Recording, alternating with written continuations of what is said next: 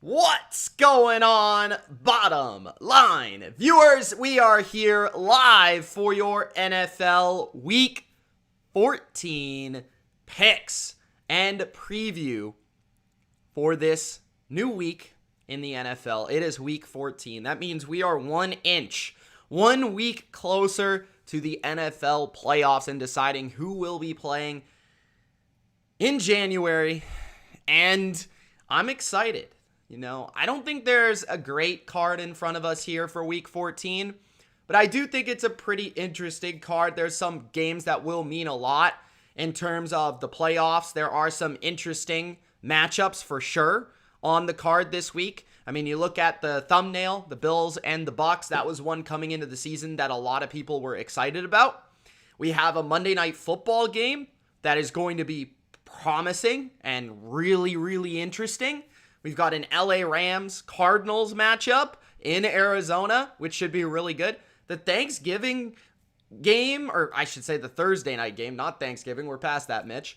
The Thursday game between the Steelers and the Vikings is a game that does mean a lot. It's maybe a little bit boring for some people, but it's going to mean a lot in terms of if either of those teams can make a run to the playoffs, it could mean the difference between making it and not making it. So there are some really good games this week, but I feel like we've been seeing better weeks. Nonetheless, before we get started, guys, thanks for joining me in the live chat. Let me know who you're picking this week. As we go through every game, let me know who you're picking. Let me know your score. Anything else you want to let me know in terms of your bets or fantasy football. I know that for fantasy players out there, this is about that time for the playoffs. We're probably a week away for most of you to the fantasy playoffs, and some of you are trying to win and get in or stay hot going into those playoffs. So good luck with your fantasy teams. Let me know if you have any questions in terms of fantasy football as well. I'll try to get back to you in the comments. So let's get to it. But before we do, make sure that you follow the channel on the Bottom Line View Instagram. You see it below me. You'll see that little thing. You know that IG logo? Beside it is the name of our Instagram, the Bottom Line View. So give us a follow. Also, follow me on Twitter at Mitch Milani, Milani, where I tweet about football and a lot more. So give me a follow on both of those platforms, Instagram and Twitter. What's going on, Big Al, Deshaun, Sterling, Odd Big King? What's going on, everybody in the chat? We got Johnny C. Got a lot of good people in the chat.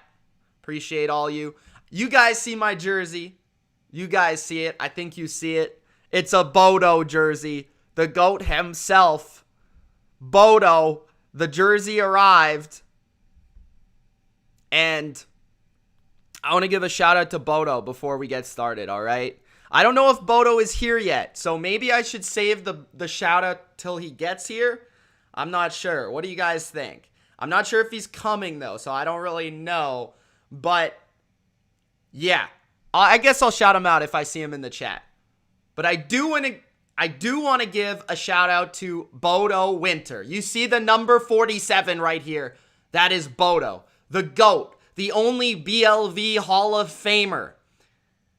He's been sending jerseys to all these content creators that, by the way, Hot Take Hockey, I put Boto Winter on to Hot Take Hockey. Let's just say that much. John got a jersey, and I'm like, Boto, where's my jersey? Well, after a year of negotiations, Boto, your jersey has arrived. Thank you so much, my man. The GOAT of the BLV community, one of the GOAT patrons of the channel, and a guy that's been supporting myself and the channel way back to, I want to say, about 2016. So I appreciate you, Boto. Thank you so much for the jersey, man. I will wear it.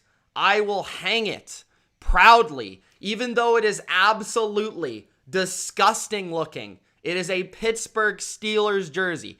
The black and yellow of Steeler Nation is gross. Okay, I already got to deal with it with my friend Mike, but now I got to deal with it with Boto. We're both Penguins fans, man. I appreciate Boto all the way back. I mean, he's one of the true guys that I feel like has been supporting this channel from, I would like to say, the origin story, and I feel like we're kind of in that second tier now. But yeah, one of the few guys that I feel like I could say has been watching the content for that long and still watches it today. So shout out to Boto for the jersey. Shout out to Boto for just being a great BLVer. And shout out to him. So when he gets in here, guys, make sure that you give Boto a hand. Make sure that you shout him out in the chat. And make sure that you say, Boto, you're the GOAT. All right. What's going on, guys? Let's get started with the picks. We've got a big week of picks this week. And let's start with Boto's team. We have the Pittsburgh Steelers at the Minnesota Vikings. The Vikings are favored by a field goal at home on Thursday Night Football.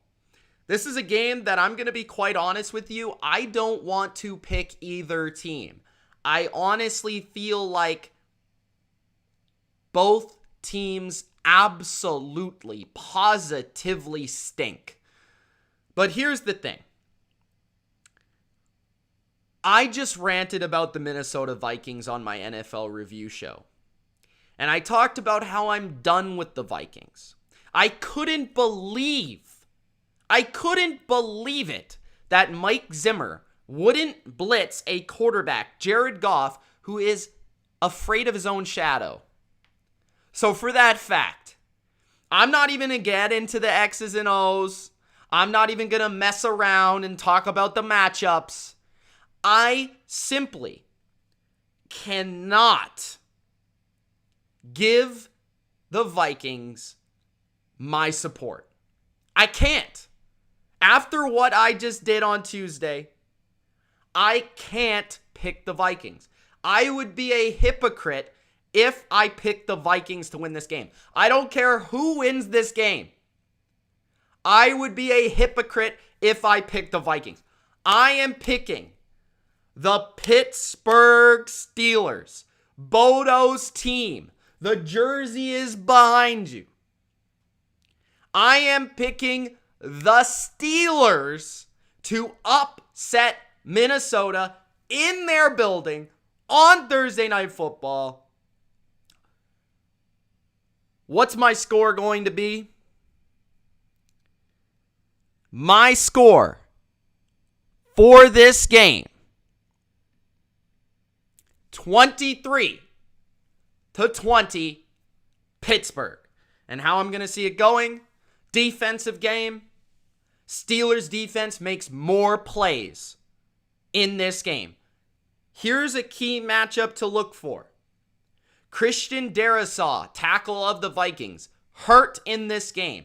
TJ Watt, monster. Defensive player of the year, has a primetime game to cement his case as the defensive player of the year. He's going to come out multiple sacks on Kirk Cousins in this game. And the Pittsburgh Steelers front seven is going to make a statement. Justin Jefferson will be a problem, but there's no Adam Thielen in this game to worry about on the other side. The Steelers can construct a plan to take away Justin Jefferson as the only target that Kirk Cousins trusts. I don't care if it's Dalvin Cook, Alexander Mattison. I don't care. The running game, it'll be all right, but not enough. Defensively, the Vikings right now, a lot of injuries in the secondary, a lot of injuries in terms of even their pass rush. It's not the same defense it was earlier in the year.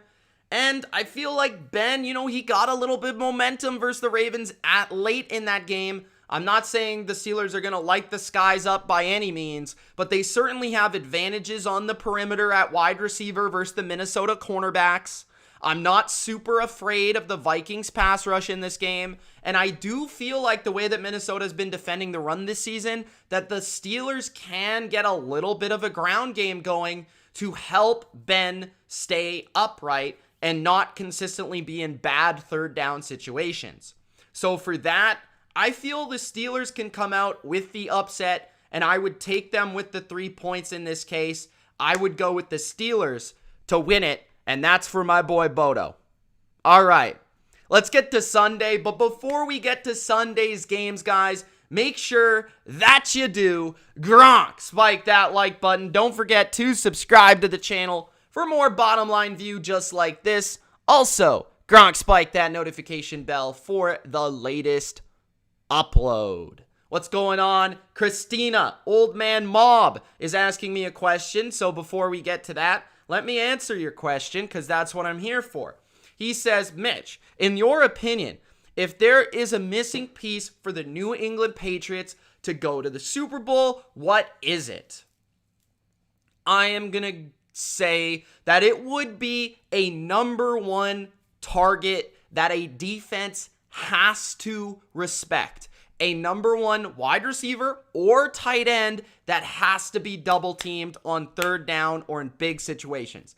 That is the only piece that this Patriots team lacks. I will repeat, the only piece the Patriots do not have, they have everything else. An offensive line, a running game, complementary receivers, great coaches, a good kicker, a good punter, good returners, good secondary, good pass rush, good run defense. They've got everything else. The only thing this team is missing, and I think this addition might be coming in the offseason, is a true number one wide receiver or tight end that has to be double teamed.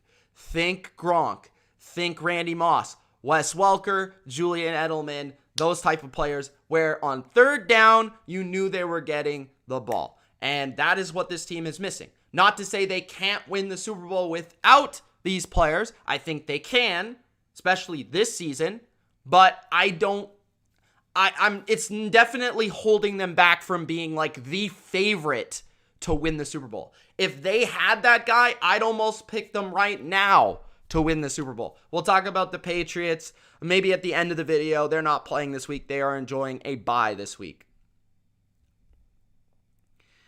All right, let's get to the second game, which is the Atlanta Falcons at the Carolina Panthers. Carolina is favored by 2.5. A lot of people saw this as a little bit shocking. Personally, I mean, I kind of understand that Carolina's favored. They're at home in the game. This is the second matchup. Atlanta won the first matchup. And there is one matchup that Carolina clearly is better in, and it's the most identifiable matchup, and that is the Carolina's pass rush versus the Atlanta offensive line that got Matt Ryan sacked, I believe, 5 times versus the Tampa Bay Buccaneers. So there is a chance that Carolina wins this game due to their pass rush. But I look at this game and I say either way, whoever wins it, which I have really no idea, it's going to be close. It's probably a game that means very little in the large scheme of things. I don't think either of these teams are winning anything this year, going anywhere, even making the playoffs. But I think there's one key element to this game that might be underappreciated, and that element to this game is Dean Pease as the defensive coordinator of the Atlanta Falcons. And what I mean by this is he's a very good defensive coordinator, but here's what people will miss about it. He's very good at scheming up pressures and attacking protections. And the Panthers have had a lot of difficulties picking up blitzes, and therefore Cam Newton has struggled under pressure as a passer. You watch that versus the Miami Dolphins, where a lot of people were saying, Cam had one of the worst performances of the season in that game. And I would like to say it was mostly due to the offensive line of the Panthers, not Cam himself. The Panthers have a very bad offensive line. Now, here's the thing. They got a new OC. They got a bye week to look it over. So there are some things in Carolina's favor here. And I do like their defense. But they're missing Christian McCaffrey, which I think is a big deal. Cordero Patterson is in the lineup for Atlanta, which is an inherent thumbs up. So I look at the Falcons as the team with the more stable, consistent quarterback play. I feel like their coaching is better.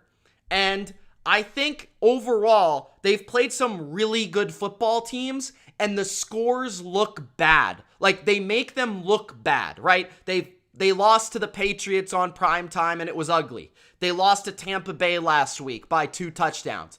Like, yes, they lost to 2 of the top 3 teams in the NFL, and it wasn't close. I get that.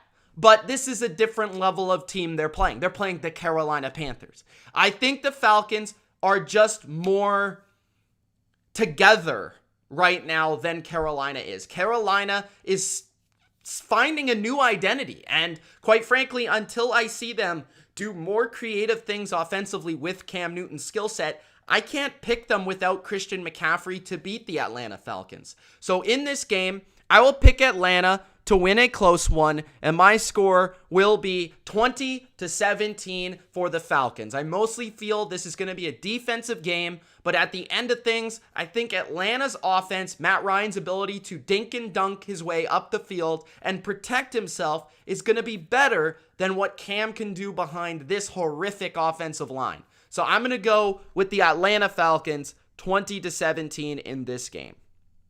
All right.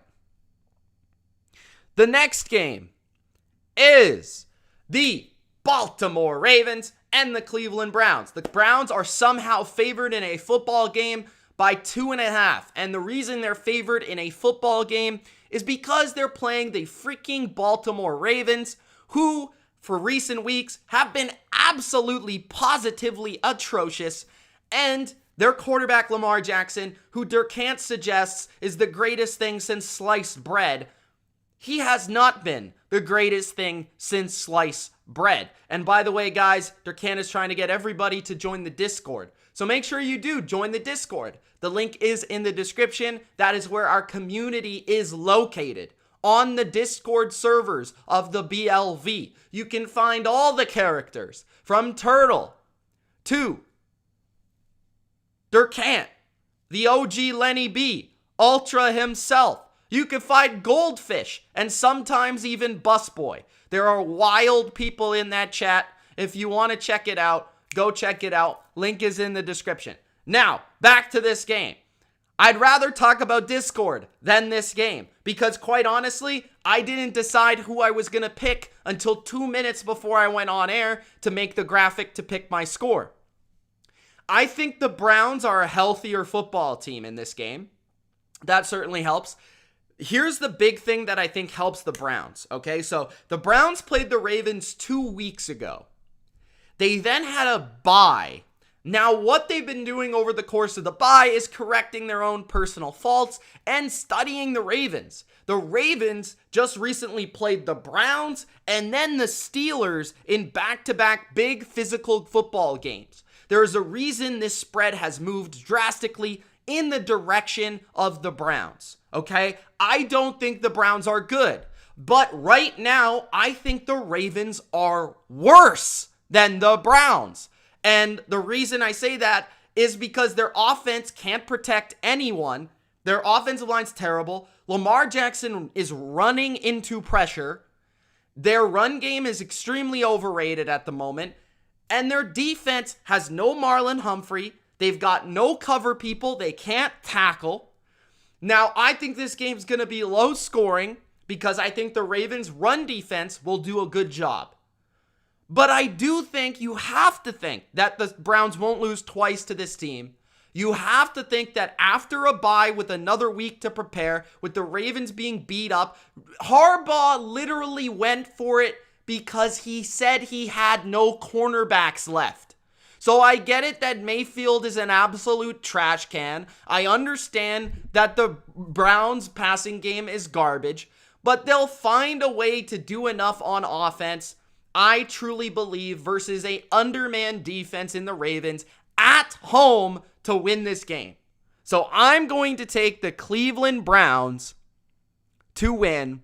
And that is not my score. That's the wrong game. My bad. 20-17. You just saw a spoiler. 20-17. Browns, Ravens. I got the Brownies. 20-17. At least it wasn't a no way home spoiler. Am I right? So I got the Browns, and I guess I'll take them to cover by half a point. But I would not bet a single thing in this game. Okay. Next game. You saw the score, so I might as well just put the score up. If I can find it. Wrong one. There we go. All right. So I might as well put the score up. I got the Dallas Cowboys beating the Washington football team by 6 points in Washington, 27-21. Now, the reason I have this, I was thinking about Washington. I'm not even going to lie. I was thinking about picking Washington, picking the upset here.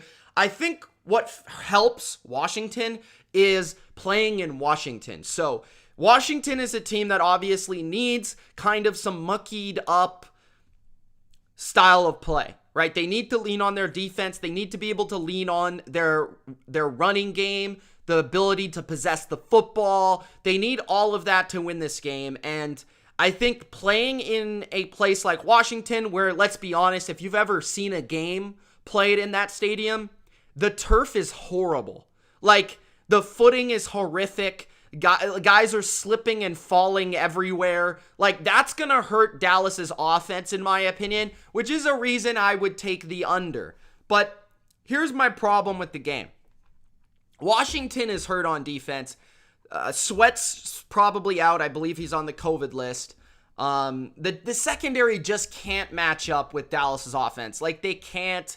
Washington's run defense is pretty solid, so they'll do a good enough job on Zeke. I just feel like Dak Prescott, with extra time, is going to be able to dice this secondary up. I really do feel like that. I feel like Cooper, Gallup, Lamb, they're all intact. They're all playing. Schultz is playing. Even if Tony Pollard's not playing and it's exclusively Zeke, I just think there's too many ways for the Cowboys to move the ball in this game. I just don't have enough faith yet in the Washington defense, unless Dallas turns the ball over at some rate.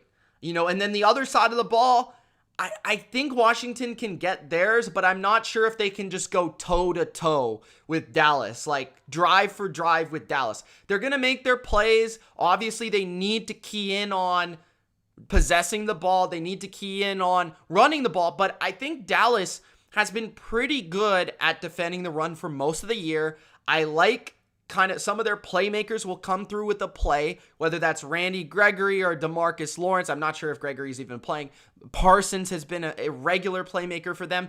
You're seeing Curse make plays week after week, and maybe even Trevon Diggs gets another interception, but it just feels like I'm going to take the consistency of Dak and this offense over Taylor Heineken and this offense, right? So it's certainly not a best bet. It's certainly not a money bet that I'm just going all in on. But I do think that Dallas is the better team, and I do think they need to prove that in this game. This is a big game for Dallas. If they don't come out here and win this game, this is trouble, because you're opening the door for Washington to be right back in the conversation to win this division. So there's also psychological factors here for Dallas.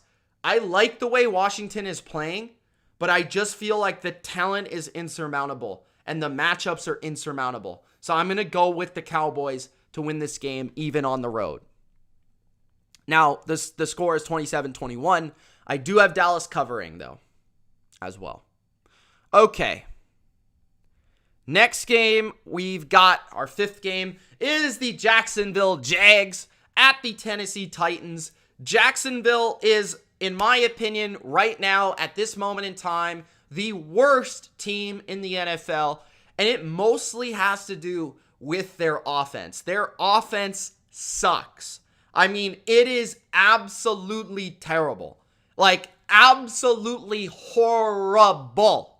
Bad. Garbage. Trash. They can't do anything, okay? The game's in Tennessee, which gives me even less hope, because the game's on the road with a bad offensive line and a quarterback who's, when he's under pressure, he just chucks the ball into the middle of the field. But the Titans, with a spread of 8.5, and this spread was, I believe, 9 or 9.5 when it opened. It's actually gone in the direction of the worst team in the NFL, Jacksonville, which speaks to you what people are thinking about the Titans' offense. I think it has nothing to do with the Titans' defense. It has everything to do with the Titans' offense. The fact that you can't actually commit to them covering 9.5 versus the Jags is a problem, okay? But the Titans had their bye week. The Titans entered the bye week getting embarrassed, okay? I think the Titans also found a little bit of a formula in the Patriots game to at least move the ball. And that is, their running backs played pretty well.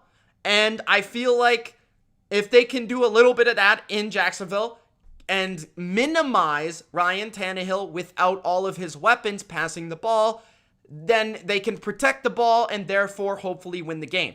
If the Titans turn the ball over, they're going to open Jacksonville up to win this game. Obvious, but it's true. And that's what's happened to the Titans over the last few weeks. They've turned the ball over, and that's why they've lost these games.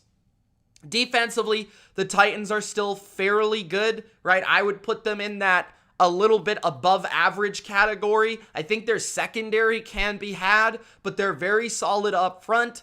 They're big enough to slow down the run. They've got a couple pass rushers to disrupt things up front and make Trevor Lawrence's life difficult. And at the wide receiver position for Jacksonville is nothing extremely special, so you're not really afraid about that. I think Mike Vrabel will have these boys going, have these boys riled up. So I do believe the Titans win, and there is no chance of any sort of upset in this game because I just don't think the Titans are going to come out and lay an egg. I just don't see that happening, okay?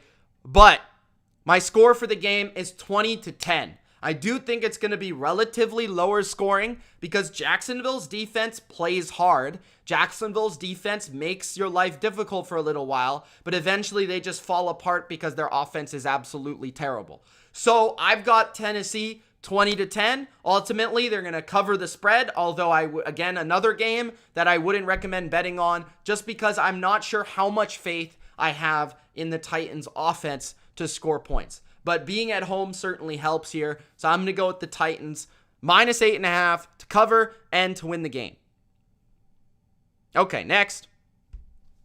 The Las Vegas Raiders at the Kansas City Chiefs. This is a big game. The Chiefs are favored by 9.5, which is pretty wild to me, considering I believe the last time these two teams played, the spread was like 3. I could be mistaken, 3.5 maybe. I mean, that was the max. I feel like a lot of people were betting on the Raiders in that game, and it came right back in their face. Okay, smacked them right in the face. All right, but I've got, I don't know in this game. Let's talk it out. Okay, so let's look at the Chiefs offense. Here's the thing that makes me confident about picking the Chiefs. And I think this is going to be a well talked about subject, okay? And the subject is that the Chiefs have not played well on offense this year. And the last time they played well out of a bunch of games is the game versus the Raiders in Las Vegas. The only difference this time around is the Chiefs. Obviously, the Raiders are going to see what they did to their defense this time and adjust and be able to prepare for it. So you would inherently think that the Raiders defense will do at least a little bit of a better job. I remember that game. There was a few fluky plays in that game where Mahomes just chucked the ball up to like Darrell Williams and they scored like a 50-yard touchdown. That's probably not going to happen again. Okay, that's probably not going to happen again. Your running back just doesn't moss everybody in the end zone. That just doesn't happen. Unless your running back is like, I don't know, Kevin Falk. But we've got the Chiefs defense who's playing gangbusters. They're playing like one of the best defenses in football. The Raiders offense is struggling. Okay? So there's some ingredients that I feel like people are going to say Chiefs all the way, Chiefs all the way, Chiefs to cover. And I'm not sure. Like, I feel like Darren Waller back, again, a smart quarterback. Greg Olsen, not that Greg Olsen, is a pretty good OC. I feel like they can adjust to some of the blitzes and things that the Chiefs brought in the last game to be better equipped and better prepared this time. And I feel like, Renfro could still win. I feel like the Deshaun Jackson being more involved, Bryan Edwards, Zay Jones, I don't know if, I think Josh Jacobs is playing. I don't think Kenyon Drake is playing. But I do think the Raiders are going to score more points in this game. More points in this game for sure. So there's a few factors that I think about. Just second game feels like a closer game. It's the second game in the division rivalry. It's the AFC West, the Chiefs and the Raiders. Remember, these two teams played a very close games last year. I think the last game they played was a bit of an anomaly. The thing that I'll say about this game as well, I checked the weather just to see if that would give the Chiefs some sort of advantage. By playing in the snow, it would. It is just a sunny game.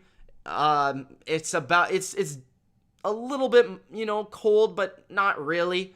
So I feel like the weather won't be much of a factor in Arrowhead. So I'm looking at a game that should be closer than the last time, but I still feel pretty good about the Chiefs winning. So my score is going to be 27-20 for the Chiefs. I think it's going to be a close game. I think it's going to be relatively exciting.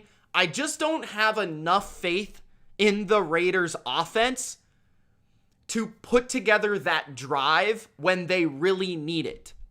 Okay? And that is the difference. That is the difference. So I think the Raiders I will take with the 9.5. I just feel that's too many points to give a division rival in the second game. Even though it's on the road, it's too many points for me. I think the Raiders have proven to be a better team than that. Like if the Raiders were like 3-9 or whatever, 3-10, I don't know what a 3-win team would be at this point. 3-10, maybe 3-9, maybe. Then yeah, okay, maybe but they're actually a team that's still in the wild card hunt. Like the Raiders could have won last week easily. I don't really think that we should fully be selling the Raiders quite yet. And on top of that, the Chiefs offense still hasn't done that much. And I think the game that is warranting this big spread is the game that they played each other the last time. Because that's the only game that the Chiefs offense has done anything. Right? So it just doesn't add up to me. I think the Raiders plus the 9.5, but I will take the Chiefs to win the game. All right, next. We got the Saints and the New York Jets. The Saints are favored by 5.5. And I saw earlier today that Taysom Hill was full go at practice. Likely will be the quarterback this week for the Saints. And Alvin Kamara. Yes, remember him? No mask fool. Yeah, he is back in the lineup. So we got Kamara, we got Taysom, and that means we've got a better Saints offense, period. And I think that's enough to beat the Jets. The Jets suck. This is a pure coaching mismatch in this game. And I feel like it's a big coaching mismatch on the offensive side of the ball for the Jets and the defensive side of the ball for the Saints. I think the defense for the Saints should be able to get after the Jets' offensive line, create havoc, get after Zach Wilson, make life difficult, shut down the run game, which makes life more difficult. And I think the Saints will go with a run-heavy script, run Taysom Hill, protect the ball, run Alvin Kamara, and win that way. Commit to your defense, commit to your run game, kind of Bill Belichick style, and I think the Saints will win. So, in this matchup, I've got the Saints 24-13. This does, on the surface, seem like a lot of points to be giving up if you're a Saints team that has limited offense. But in my opinion, this is such a big coaching mismatch. On top of the Saints playing the worst defense in the NFL, I think that also helps. So I will take the Saints to win and to cover this game on the road. I just think the Jets are absolutely dreadful. Okay. Next up, we have the Seattle Seahawks at the Houston Texans. Seattle is favored by 7.5.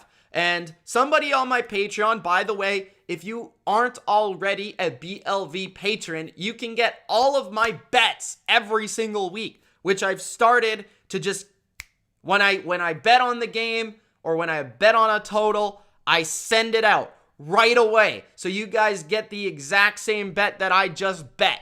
Okay? So make sure to sign up for the BLV Patreon.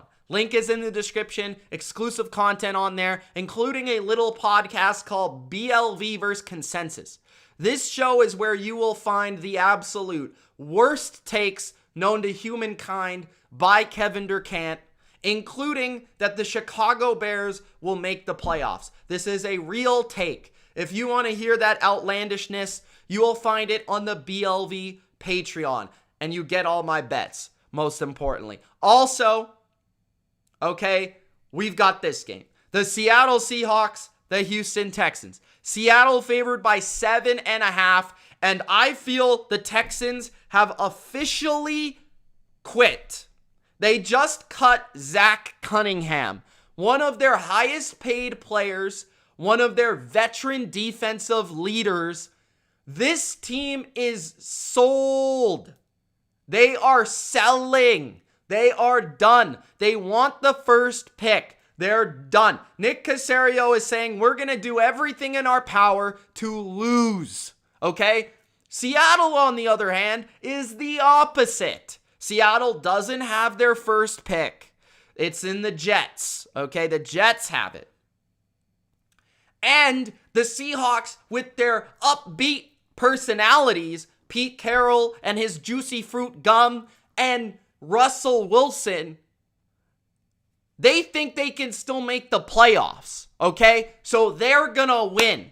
I don't know what the score is gonna be because it's the Seahawks. And because it's the Seahawks, I never recommend laying over a touchdown with the Seahawks because they never play a normal game. But what I will recommend is to tease the Seahawks because I think they're a lock to win this week because the Texans literally will try to lose the game.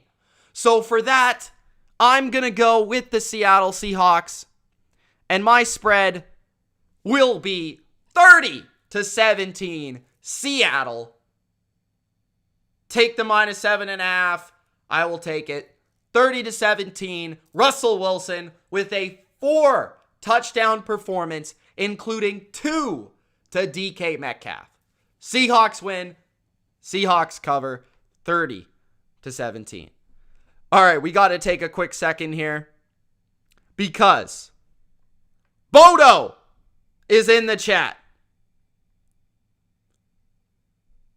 Boto says, I'm on a short break, so I just popped in to say hi. Glad you finally got the damn jersey. He says, and tell coach there's no way in hell it would look any better if it was a Cowboys jersey. So, coach, I hope you heard that one. But thank you, Boto. I shouted you out at the beginning of the video, but because you're here now, appreciate the jersey, man. Appreciate all your support over the years. I believe you came to the channel in 2016-ish, which I think is probably the longest tenure of anybody in this chat right now. And probably most people that still watch the channel. So thank you for all your support over the years. Thank you for being a BLV patron. Thanks for always being at the live streams. Thanks for all the comments, man. Really appreciate it. Thank you for the jersey so much. I'm going to hang it up here. I'll have it up for Thursday Night Football while I watch the game. And yeah, thank you so much, Boto. I'm not sure if you're still here in the chat, but yeah, Boto's been the best. Boto's the man. Boto is the only BLV Hall of Famer. And we will see if we ever have another one here on the channel. All right. I don't know where I was at in terms of my graphics, so now I'm all messed up. But let's figure it out, guys. Let's figure it out. If you guys haven't already, make sure you do Gronk, spike that like button. If I ever do a Steelers game, I will wear the jersey. I will wear the jersey. But I don't know. The Steelers absolutely stink. So I don't know if I'm ever going to be doing a game. Okay, so we're here. We're here. All right. Durkant was in 2016. All right. We've got the Detroit Lions and the Denver Broncos. Now, the funny thing is about the Detroit Lions. Okay, the Detroit Lions won a football game. I'm not sure if you've heard. The Detroit Lions won a football game. Congratulations to the Lions. But little did we know that the Lions sold their soul to the devil in order to win this game. The Detroit Lions have had about 6 people go on the COVID list, and I don't know if they're going to be playing in this game.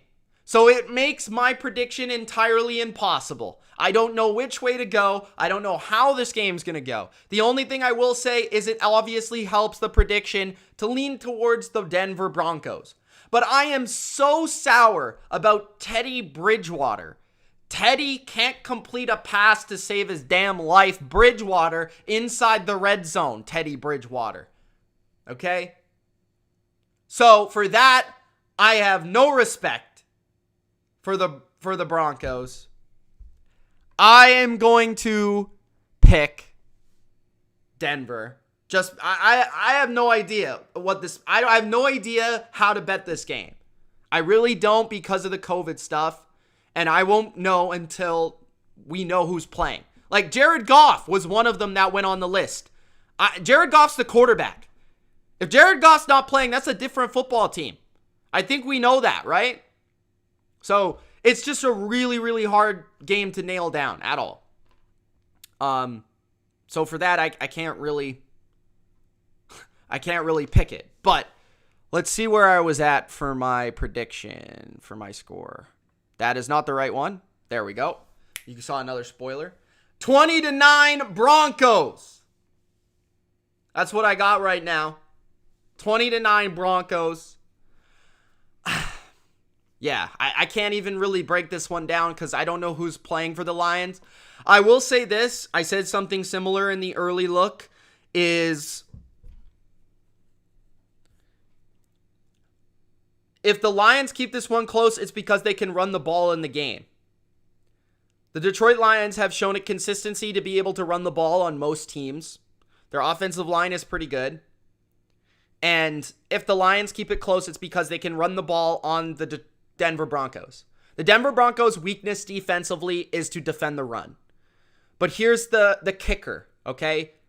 The Broncos got a good running game, and they can control the game that way as well and potentially get a lead like that. And I feel like if the Broncos get a lead in this game, especially early, it might end up being a blowout. But I think the Lions are going to fight hard.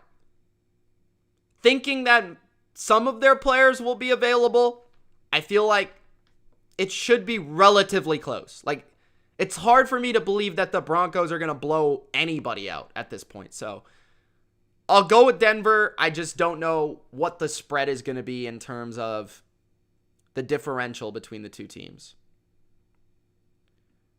Okay. And you saw the spoiler, so I might as well put it up. Oh my gosh, I keep messing it up. Okay, I didn't label them, so that's my problem. We got 24-6 for the Los Angeles Chargers. I've got the Chargers in this game, and this was actually one of my recommended bets, which you could find on my Patreon. Now, this is what it is now. I'm going to check. I'm going to check for you right now live. Okay. What's going on, everybody? Natasha's wishing everybody a Merry Christmas. Okay. So my recommended play for this game was under 44.5. All right? On Patreon. I'm giving this out for free. And the reason I'm giving it out for free is because the total has now moved down a point since earlier today. It is now 43.5. It's already moved down a point. If you want to take the under, take it now. But I've got the under 44.5, and I've got the Chargers winning 24-6. This is what I got to say about the game.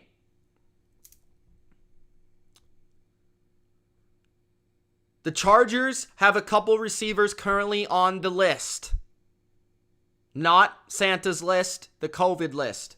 Mike Williams, Keenan Allen. Pretty important players if you ask me. They also got Chris Harris Jr., cornerback, on the COVID list. The New York Giants have their third string quarterback in the game.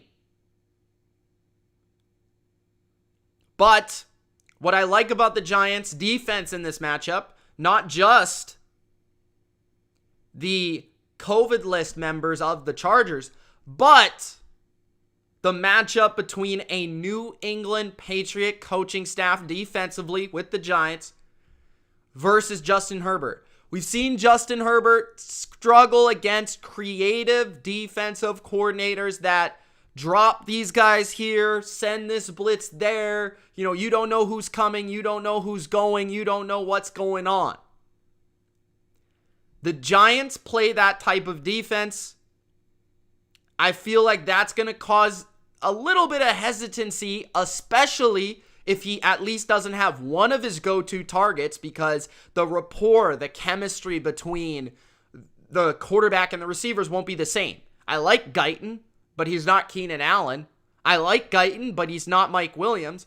So I think the Chargers move the ball. I think they score. I think some of it is also due to the Giants literally not having a quarterback. Their offensive line already is an absolute disaster. Their running game is right? I think the only way the Giants stay close is if Saquon just has 2 big runs for a touchdown. And the problem right now with the Giants is they're not really running the ball enough with Saquon. I feel like because they're kind of already out of the playoffs. But like last week, he only had like 11 carries for like 55 yards. So I don't really see that happening. I thought the Chargers did a great job versus the Bengals running game. I think they can do the same thing this week. The Giants are a team where you don't really have to commit to stopping the run because they're so bad at blocking. They're so bad at opening lanes for their runners that it doesn't really matter if you even have a lesser box, like lesser numbers in the box, and you play the pass because they're not really going to shred you anyways. And their receivers for the Giants are also pretty banged up with Kadarius Toney and as well as Sterling Shepard. So this game just screams a low-scoring game that the Chargers find a way to win and move on to the next week. Like, I don't think the Chargers are looking for style points here. I think there's no reason for the Chargers to go for 2. There's no reason for them to go for it on 4th down, usually like they usually do aggressively. They'll play it safe. They know they're the more talented team. They know they're the better team. They're just going to get out there. They're going to win. And I think finally the Chargers have a good defensive performance here. And they show up, they make some plays, and they gain some confidence for their upcoming games down the stretch. So I will take the Chargers to win by more than 10.5, and I will take them to cover and win this game. I did miss a super chat, so I got to look at that. I did miss a super chat. Oh my goodness, you guys are commenting a lot. Okay, so Station 9 gave me a super chat for $2, and he said 250 on the Buccaneers.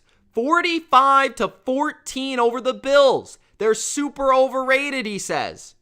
And Boto with the $9.99. Thank you, sir. Says, all right, keep up the great work, Mitch. I'm glad you got the jersey. Everybody, may all your fantasy teams win and nobody get hurt. Peace. Thanks, Boto. Thanks for joining. Everybody say goodbye to Boto in the chat. All right. So I'm not sure if you guys caught a peek at the next game.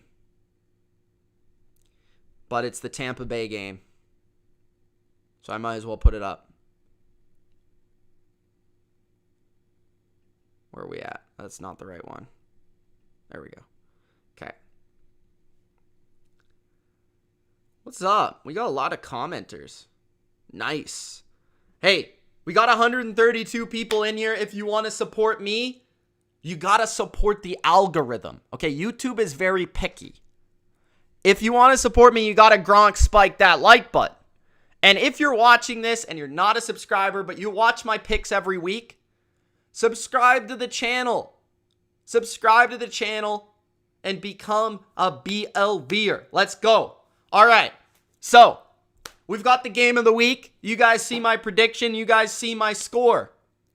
1 week after Buffalo Bill rode into Buffalo, stripped down the COVID banner of the Bills, and stomped on it. And Damian Harris ran over it. And Ramondre Stevenson ran over it. Mucked it up. They said, this banner, phony banner, we're getting a new one this year. 1 week after this, you've got the real banner. The champs at home. Tampa Bay. Buffalo. Okay? The Bills have to play Bill Belichick, Buffalo Bill, and then 1 week later play a quarterback who has won more games versus the Bills than any football player has beat any franchise in the history of football. I believe he's 23-3. Tom Brady has owned the Buffalo Bills. The Buffalo Bills are going to Tampa Bay. Tampa Bay at home this year has been ludicrous in the amount of points they have been able to score in the dominant fashion they have won games and how they have moved the football. Ultra and I were having a discussion yesterday, along with Lenny every once in a while popping in and out of the chat in Discord. And that's another reason to join the Discord. We were talking about how Tampa Bay has the best offense in the league. And this is without Antonio Brown. And Buffalo, I feel like, is still, for whatever reason, being overrated. I don't know why. Like, Buffalo's a good team, guys. Like, they're a good team. They're a good team. Are they a great team? No, they're not a great team. Look at who they've played. Guys, do I have to go through the schedule? I get it. The Bills' stats suggest that their defense is this juggernaut of a defense. They're the second best defense in the league according to statistics, right? Do you know why they are the second best defense in the NFL? Let me read the quarterbacks that the Bills have played. Mac Jones, where he threw 3 passes in a windstorm. Taysom Hill. No, not Taysom. Was that Trevor Siemian? Either one stinks. Carson Wentz, who laid a 40 burger. A 40 burger. Carson Wentz, who, when you spell his name, it is Wintz. Bro, look at this schedule. Or Z for you American folk. The Canadian coming out in me. So we got 41-15 Colts. They played the Jets. They allowed 17 to the Jets. Mike White. Okay? They played Trevor Lawrence and the Jags. The worst offense in the NFL. They lost. 9-6. They played the Dolphins. Tua turned the ball over. They played him. So when you look at their schedule, dating back to the bye week, they have played no good quarterbacks. And basically all season, they have played one good quarterback. One! They played Mahomes, basically. And I don't even know if you could consider Mahomes good because he sucked this year. So, like, you look at this schedule, it's a joke. You wonder why they are analytically so good. Context matters, okay? The Bucs, people are sleeping on the Bucs defense. The Bucs defense, their secondary, they've got Carlton Davis back. He returned versus Atlanta. Jamel Dean, I'm hoping will be good to go. I believe he will be good to go dealing with the concussion. Sean Murphy-Bunting is back. And here's the key thing about the Bucs defense that I think is going to drive the Bills absolutely nuts, okay? Is the interior pass rush of the Bucs versus the Bills. The Bills' offensive line is kind of okay. It's come and go. It's inconsistent. Ndamukong Suh sacked Matt Ryan, I think, twice last week. Vita Vea is going to suplex whoever is in front of him. The interior pass rush, along with Devin White blitzes, just right up the middle by Todd Bowles, is going to be Josh Allen's worst nightmare in this game. Trust me, Josh Allen, the Bills, they've struggled versus blitzes this year.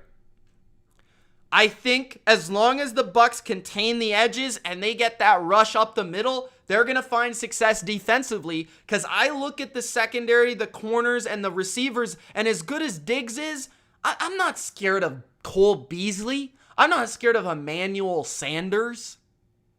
Carlton Davis will hold his own versus Stephon Diggs, so maybe he gets 90 yards, whatever. That's not going to be enough, okay? They can't run the ball. Everyone is talking about this game and saying, oh, this is how you want to play the Bucs. You want to pass the ball every down. Sure, if you can block. But the Bills, you're going to ask the Bills to drop back 40 times against the Bucs pass rush. And the difference in the game is going to be the Bucs are going to get a few sacks.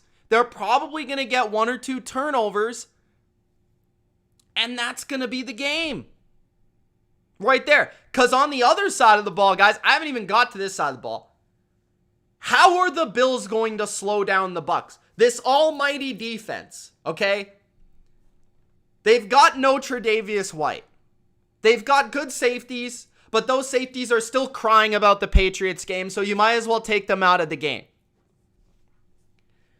How are they going to cover Mike Evans?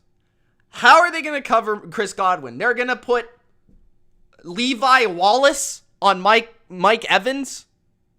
You got to be serious right now. It's not like the Bills have a great pass rush where I'm like, oh, this is the 07 Giants. That they're just going to destroy the game and Brady's going to get hit 20 times. That's not going to happen. This is the best offensive line in the league.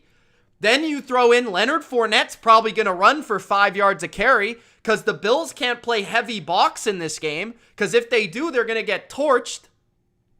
You've got Gronk that you got to deal with. How are the Bucs not going to put up 30 in this game? Unless they just take a bunch of penalties and turn the ball over and Bruce Arians is red in the face like a tomato. That's the only way. But then you think, okay, this game's in Tampa Bay where they don't do those things. So you really break this game down.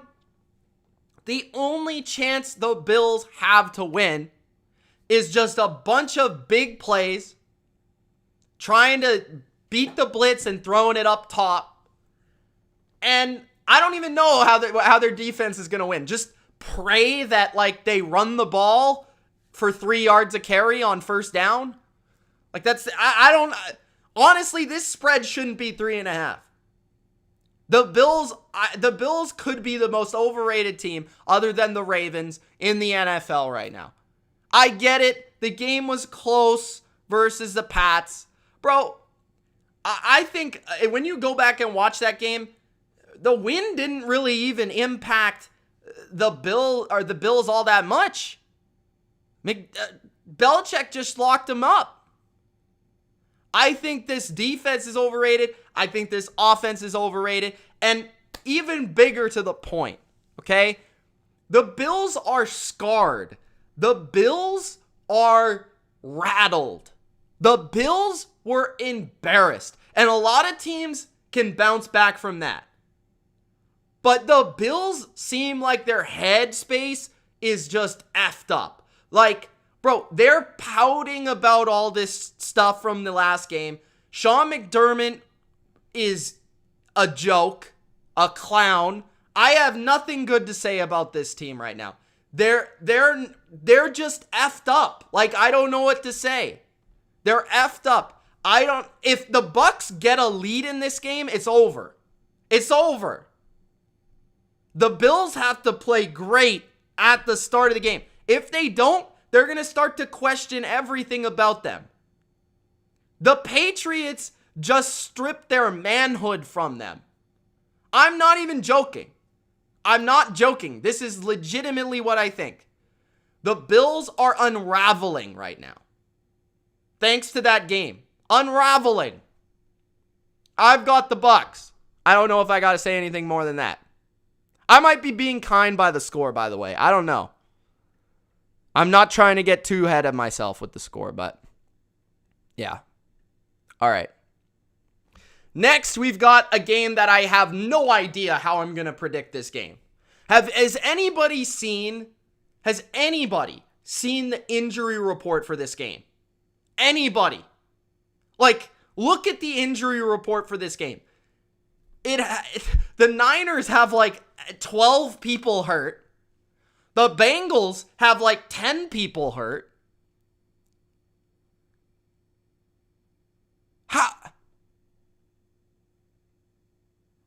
How am I supposed to pick this game? I know nothing about who's going to play. I know nothing about... Bro, it's impossible.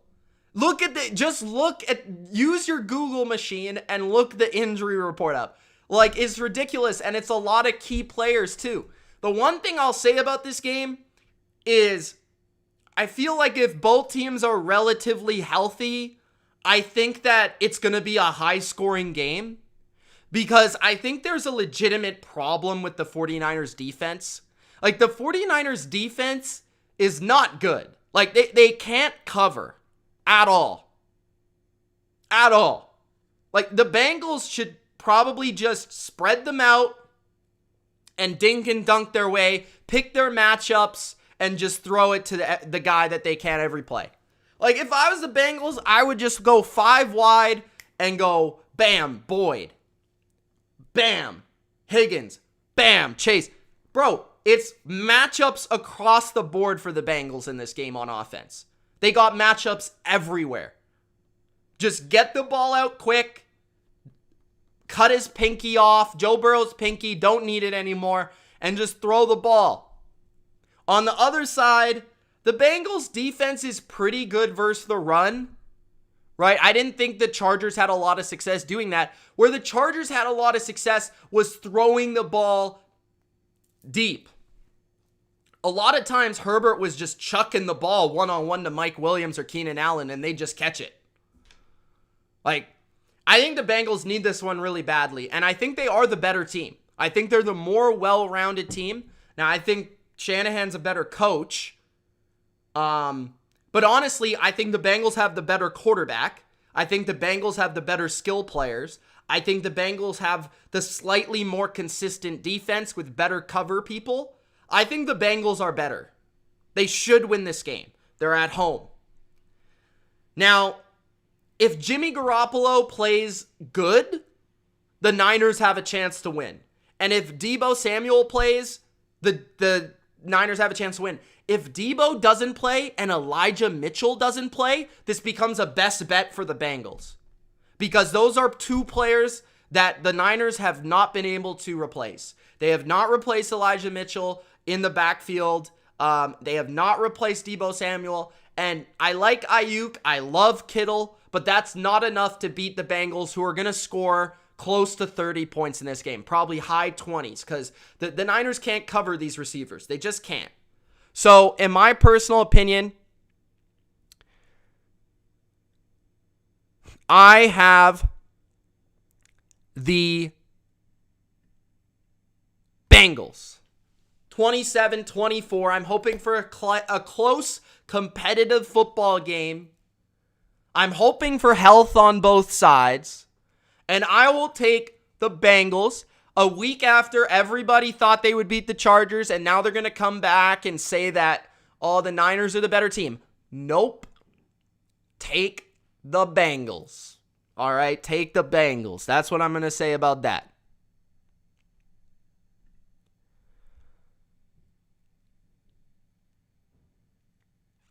Okay, next up.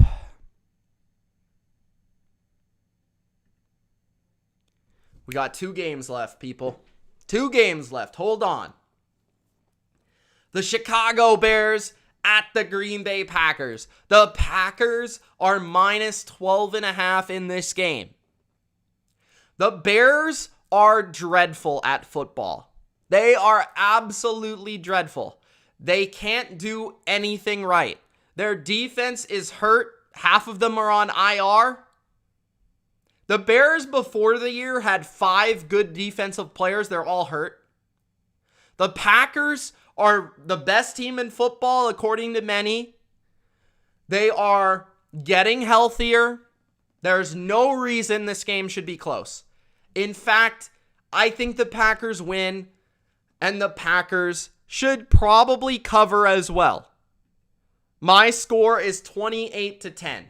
Aaron Rodgers owns the Chicago Bears. He told you he owns the Chicago Bears. He literally told the Bears fans that he owns the Bears. I don't care who the quarterback for the Bears is.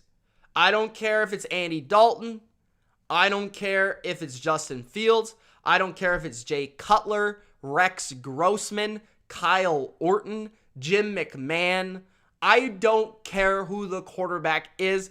I am going to take the Packers because they're better at football. They're better at every area of football. And they own the Bears. So I will take 28-10 Packers. And do we have 2 more? No, 1 more game. And the final game is the Los Angeles Rams at the Arizona Cardinals. This is the game of the week, in my opinion. You know, I'm more hyped for the Bills and Bucs because I am a Brady fan. By the way, shout out. Sports Illustrated Sports Person of the Year. Not athlete. Sports Person of the Year. Congratulations to Tom Brady for another achievement. But we've got Monday Night Football. The Rams, the Cardinals. The Cardinals are favored by 2.5. I think this game, it has a high total. I think it's like 52-53. I think this game's going to be lower scoring than people expect. And why I say that? Kyler Murray, I don't know, bro. I don't know if he's quite back. He's got to prove it to me. I wasn't like super impressed by that performance versus the Bears, okay? And the Rams front is really athletic. They can contain the pocket. And I understand that the Cardinals did really well versus them the last time. I just kind of have a feeling that the Cardinals won't sweep the Rams. And I said this early in the year. And I still think that's going to be the case. I'm not going to pick the Cardinals to sweep the Rams. I think the Rams are too good of a team to get swept. So I will take the Rams here. Get a big win. 24-20. I think this game is going to be lower scoring than people expect. I think the Rams front 7 is going to do a really good job at containing Kyler Murray. I think they're not going to play stupid and put Jalen Ramsey on D-Hop. Okay? And I think the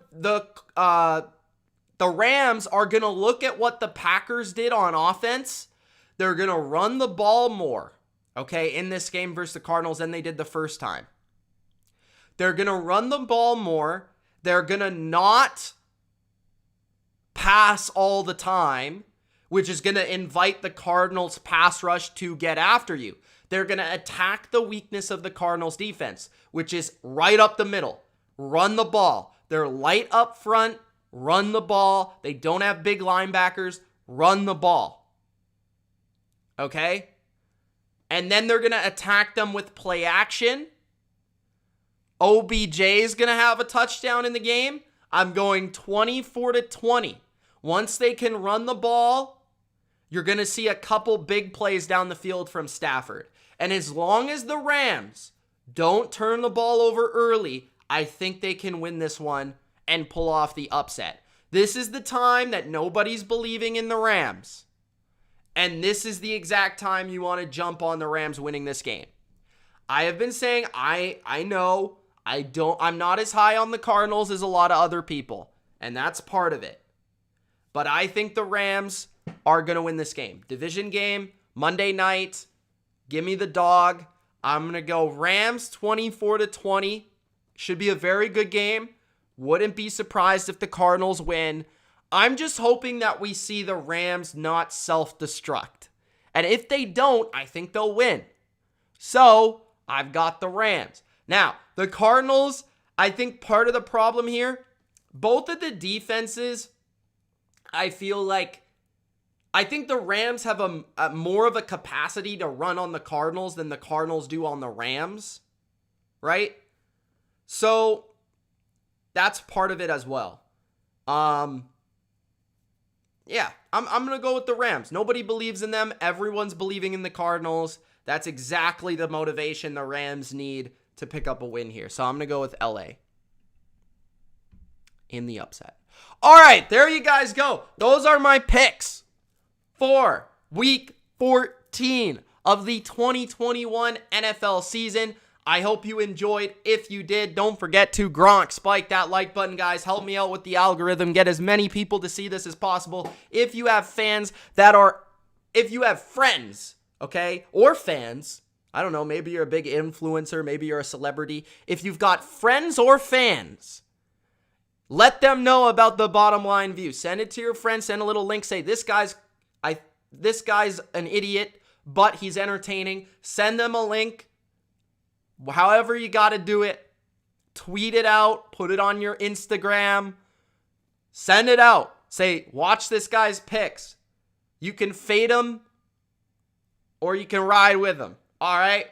Thank you guys so much for watching. Appreciate all of you guys. If you haven't already, make sure you check out Patreon.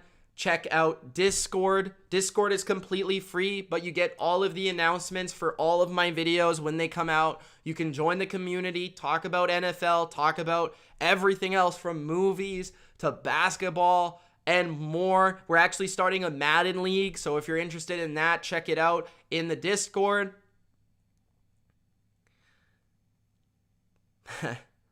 Thank you, Big Al. Thank you, Christina, Natasha.